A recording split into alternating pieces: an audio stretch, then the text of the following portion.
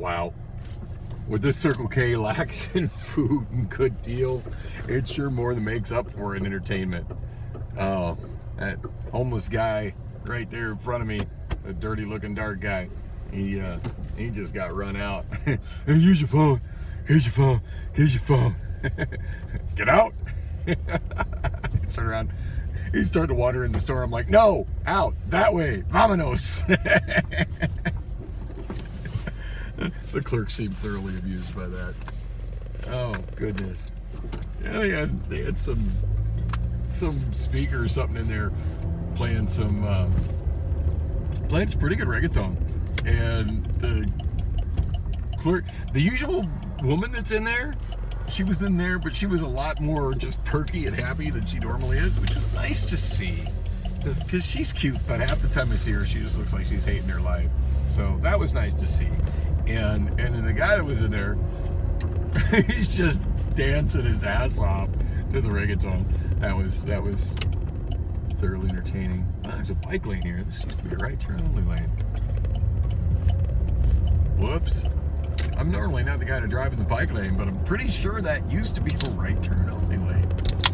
Guess I need to pay attention for all these infrastructure changes. Oh, that hit the spot. I need to stock up on Mountain Dew again.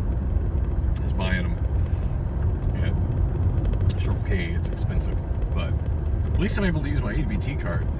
But yeah, they're doing the 16-ounce cans right now, 2 for $3, which, it's pricey, but it's way cheaper than the vending machine at work. And I can't use my ABT card at the vending machine at work, so there's that. Nothing else to say about Circle K. I got my gas. I got my rewards. I think I installed and signed up for their new rewards program app. I don't think I ever got my $2 credit on the other one, which is, whatever, $2.52. I keyed in my number when I put in my food today, and it showed me that I've got rewards and stuff coming. So I'm in the system. I just need to reinstall that app and play around with it and see what freebies await. See how it compares to the 7-Eleven app, because I've got a lot of freebies over the years with the 7-Eleven app. So not a whole lot more to say about Priscilla, really. I just thought it was kind of funny. She was asking me to come to if I was going to come to her place, and I'm giving her that look of like, no. Why? As I've mentioned, like the last several times I've gone there, it's just ended in frustration. So I'm done. I'm done going there. Well, she actually came to my place. I left. I didn't even tell her when I was leaving. Like when the bar was over, and I realized that Valerie and her friends had left, I left. This was Friday. I went there Friday and Saturday. This is on Friday, and yeah, I just went home. I wasn't really sweating the going home alone thing. At least I know when I go home, I'm not going to be disappointed. Like when I go to her place, you know. I mean, I've got my internet. I've got my cats. I've got my phones. I've got my computer hooked up again. I've actually been working on my music again on my computer. Not that I've done much with it. In fact, actually, the one thing that I did do. So Priscilla came over, and I was playing some music on it, some videos, and just some general music, and I played the song Bicycle Seat from Max Woj, which I was talking about on my blog a few months ago, and how excited I was to find that song, and I've been looking for it since I was a kid, listening to the Dr. Domino show, and told her that, yeah, I'd known that song all the years, but I've just never been able to find it, and then suddenly, bing, there it is on YouTube. I said, now if I can just find Making Love in a Subaru, my life will be complete. And she goes on her phone, and just boom, there it is, Making Love in a Subaru. I couldn't remember who the artist was. It's Damascus. Like, as soon as the song started, I'm like, yep, that's it. And I quickly, pulled it up on my computer and played it through the sound system in the living room. But yeah, so far I've made an MP3 of that. I do need to look it up on Discogs, and I want to make sure that I have all the ID3 information correct on it. And then I want to take that one step further. I'm reasonably sure the song was issued on a 45, and my main reason for thinking that, now the fact that Dr. Domino played it is no sign that it was ever released on anything, because back in the day, many unsigned artists doing novelty songs, including but not limited to Weird Al Yankovic, would record demos on a cassette and send them into Dr. Domino. And if he liked him and the sound quality was good enough, he'd play him. even stuff that other other broadcasters wouldn't consider to be broadcast quality, he'd play them. I mean, that's how weird. It's pretty common knowledge. That's how Weird Al blew up. Was a recording that was done onto a cassette with nothing but him and an accordion singing My Bologna, I think it was, in his college dorm bathroom. And Dr. DeMello thought it was brilliant and played it, and the rest is history. And I do believe Weird Al has gone on to become the greatest selling comedy recording artist and certainly parody recording artist of all time. Pretty much living legend status at this point. But anyway, so the reason I'm thinking that this Damascus song actually exists on a 45. Now it's not an official release over on YouTube. It's something that somebody uploaded. In fact, it's tagged as some of the stuff on my channel with Tunes to Tube, which I haven't used in ages. When I first started this channel, long before I started the vlog, I put some audio tracks up using Tunes to Tube, and it had the Tunes to Tube watermark on it, and it's this car's missing its keys. Had the Tunes to Tube watermark on it, but it has an image of a 45, and it also says in the title that it's from 1979. So yeah, 1979, most likely something like that could have been independently released on a 45, like that was a thing back then. So if that 45 exists and it's in disguise, I need that on my want list. Cracked windshield. We got a cracked windshield here? I don't see it. Oh, yes. I don't even need to mark that. It's a little hard to see at night when the light catches it right. It's pretty big. Yeah, I had to abruptly cut that off. Somebody drove up to the gatekeeper line, and yeah, that's just awkward. Like, what are you doing, Dan? Oh wow, we got another Maserati back here. So this is definitely not the one I was driving a couple weeks ago.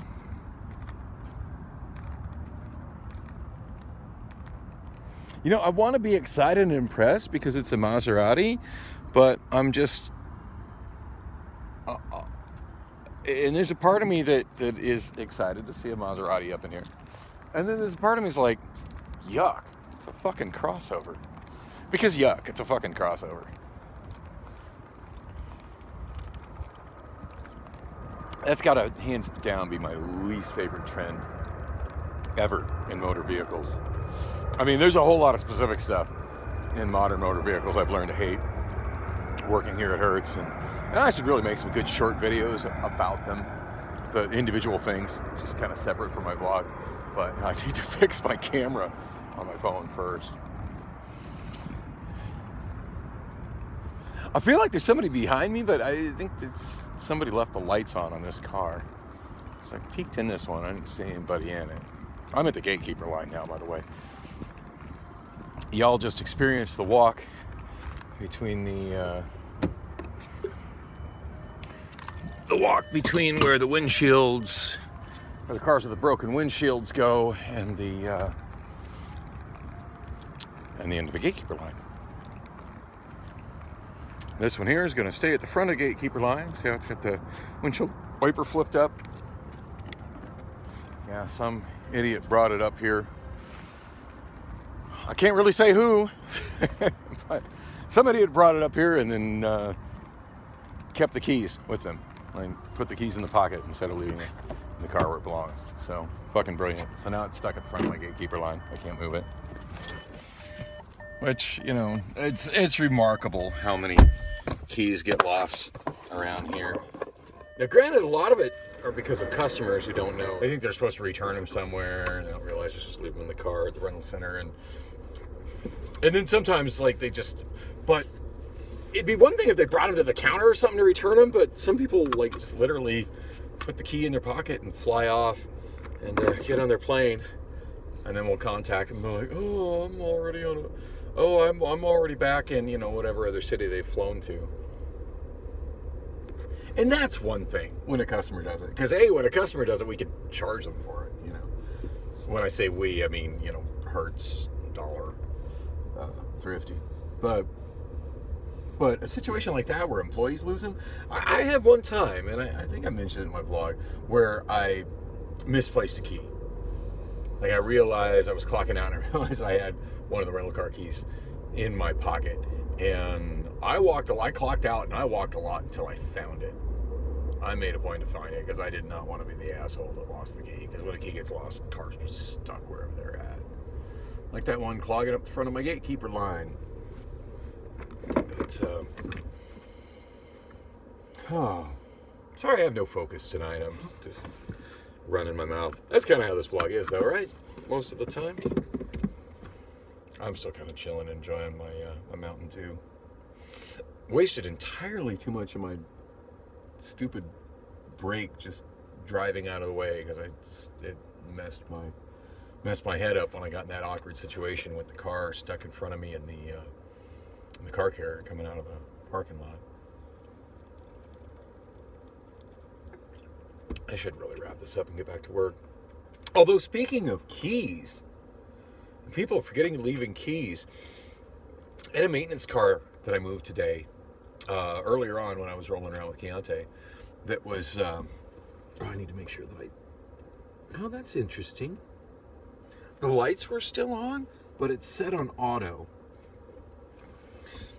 I have noticed with some of the cars, if you leave the key in the ignition, even with the lights set on auto, the headlights will never turn off like they're supposed to. They stay on to let you know the key's in the ignition. And I suppose I could leave the headlights on auto, come to think of it. Fuck it, I'll turn them off. It's in a shop line. There's no reason for the headlights to be on at this point.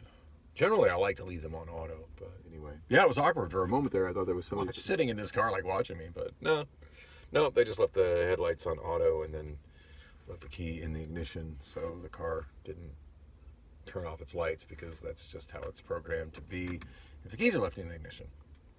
It's a Volkswagen, by the way. I didn't even notice until right this moment that it was in a Volkswagen.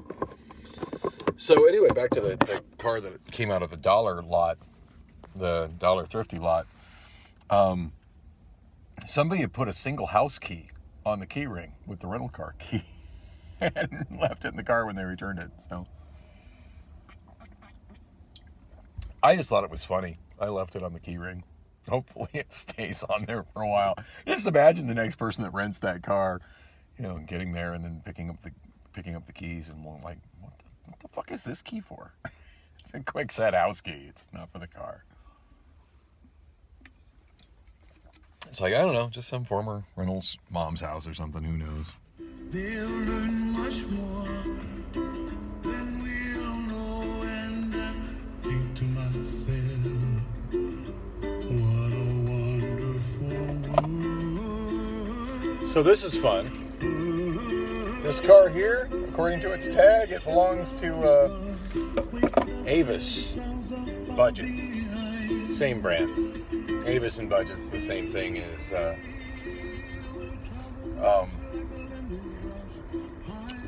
let me rephrase that. Budget is to Avis what Dollar and Thrifty are to Hertz. Yeah, sometimes people return cars to the wrong place. Somebody returned this over at Dollar Thrifty return, which hasn't been very well staffed tonight, and didn't take it to Avis. They might get charged another day rental from Avis. So yeah, moving these cars when they get left behind that belong to other rental car companies, that's part of my job as well. And I just park them down by our main gate, and somebody will call and let Avis know that their car is here in the morning.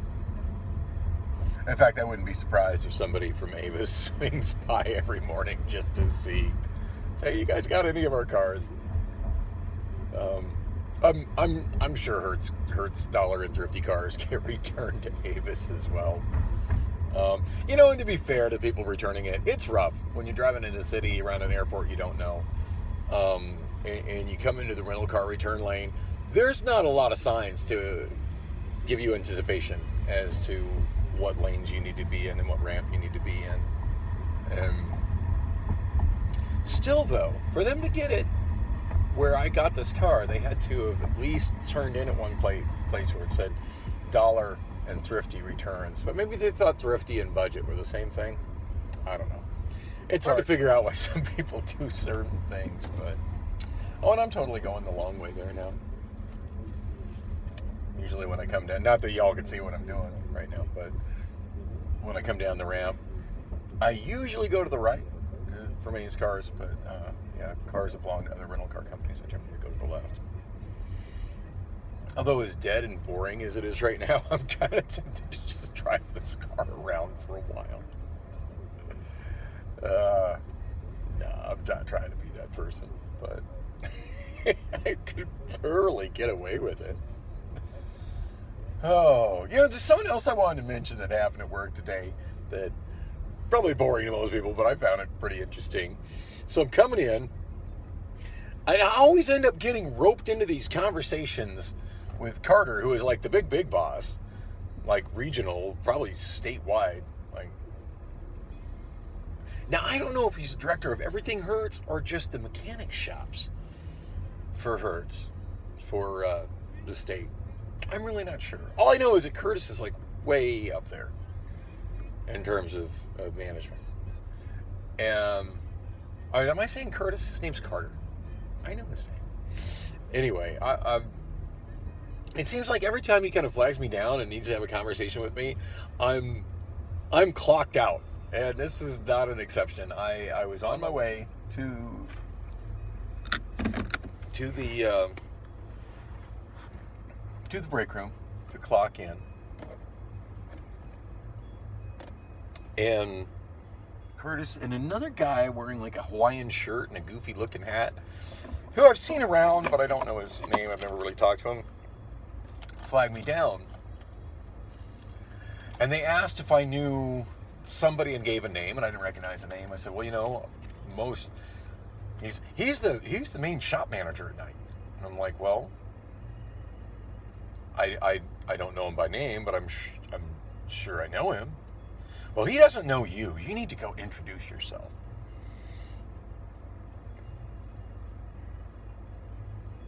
So I go in, I clock in, because, this is work. I need to be getting paid for this crap. But at that point, I just, and actually right after I had that conversation, I run into Keontae, so he gave me a ride over to the break room. I told him about that. I said, I'm pretty sure I know who it is. Especially because I kind of physically described him, and like it was a description of somebody who I know. The person actually who I mentioned a while back that gave me the paint pen, and he trying to turn this car off. Where's the button? There's the button. Hey, at least the person who turned this car in to the wrong rental car company didn't take the key with them. That's the worst. When we have a car that's stuck in a rental return area that isn't even a Hertz car, and the renter disappears with the key, because we can't do shit about it. Like, we can't even order the key for it because it's not our car. Anyway, so yeah, Keontae drives me back to the shop, and I asked if he wanted to go in with me. He's like, no, it's cool. I'll just stay here. I'll chill. Which is fine. Keontae's pretty low key. He likes to stay to himself. I can't say I blame him. And I do to a point. But I mean, on the same token, like, granted, I'm generally just a leader of myself, but in sort of a leadership position here at night, such as it is, and very independent sort of position here at night.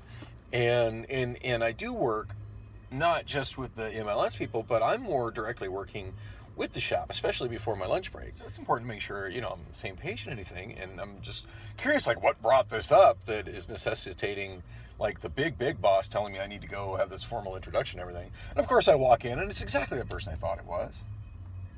And I got the feeling from what he said, like, he had the same reaction as well. Like, he said that they came to him and he didn't know why the fuck they were approaching him about it, saying, well, do you know who the maintenance driver is at night? Daniel? Do you know who Daniel is? And it's like, well, and he said the same thing, like, probably, but I'm not familiar with the name. And I tell you, if they just said the guy with the fluorescent hat, like I think that would have clarified everything.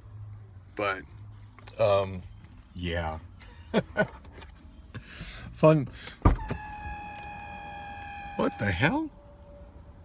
Oh, that was weird. Some of the features in new cars are just bizarre, and this has got the thing where when you open the door, it slides the seat back a little bit. I'm not a fan of that. Like when I'm getting out, I don't want the seat moving at all. Any extra motion is just fucking me up. But that was not a healthy motorized seat sound at all. That made a funny squeak.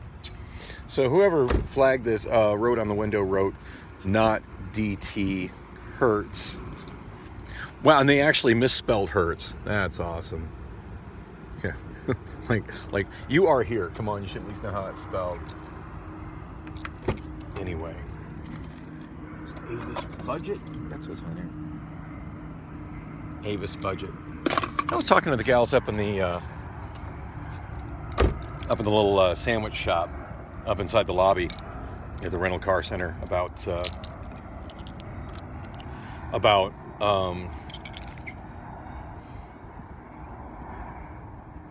I'm writing Avis budget on it.